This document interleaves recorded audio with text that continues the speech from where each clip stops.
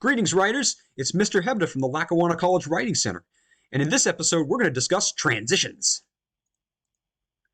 So why do I need transitions in my writing anyway? Well, first off, transitions help by threading ideas together. Now, this is useful because it helps to smooth out the flow of ideas in an essay as a reader goes through it. So transitions, they can be a single word, they could be several words, or they could even be entire sentences depending on the context. One thing's for sure though, without transitions, an essay just becomes a jumble of separate points. Kind of like this slide. All right, to give you a sense of what I mean when I say transition, here's a list of some common transition words and phrases. So this list is by no means exhaustive. There are many other words out there and phrases that produce a transition-like effect. And as you can see, they're also very common. We use these words literally every day. Our challenge as writers is to become more aware of how we use these words when we're sitting down to work on an essay. So part of the reason why there's so many transitions out there is because they can express different relationships between ideas.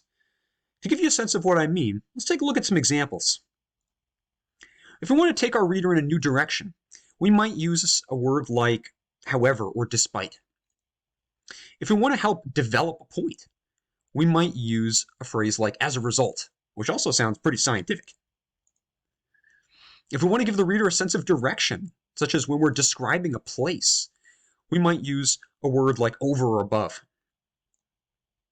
If you wanted to add in some extra support, maybe for an idea in a body paragraph, for example, we could use a phrase like as well as to accomplish that. If we want to restate a point that we made earlier in different and hopefully clearer words, we might use a phrase like in other words to do that.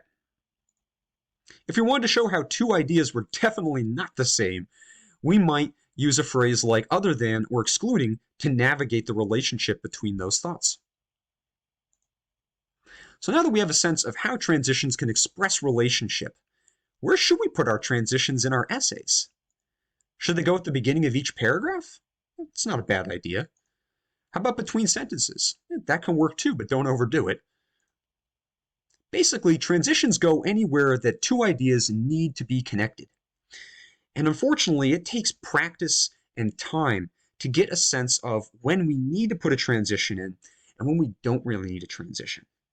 So to help you get started, I have some examples that we can explore together. So let's read through these two sentences. Listen to how they sound. Young people today write more than any previous generation. Text messages and social media posts involve writing skills.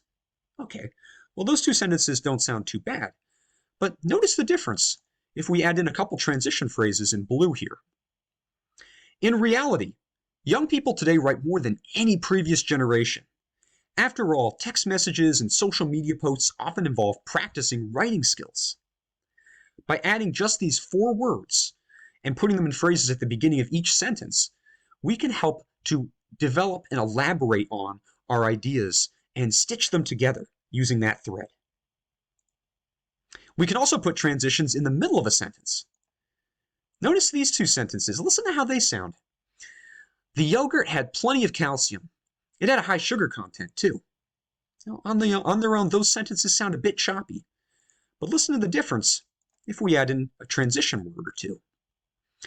The yogurt had plenty of calcium, but it also had a high sugar content. So here we can use the coordinating conjunction but as a transition to show the difference between the calcium, which is healthy, and the sugar, which is not so healthy. We can also end a sentence with a transition. Here's an example. The class did not believe it. There is a bird called the ovenbird. And that is true, actually, by the way. Now, those two sentences, they could probably work on their own without some additional transitions. But notice how we can use some transitions at the end of each thought to build some emphasis. It might be hard to believe at first, but the ovenbird is an actual bird, though. All right, speaking of endings, we're out of time. Thanks for tuning in, everybody. Check out the Lackawanna College Writing Center YouTube channel for more helpful videos, and keep on writing. Mr. Hebda out.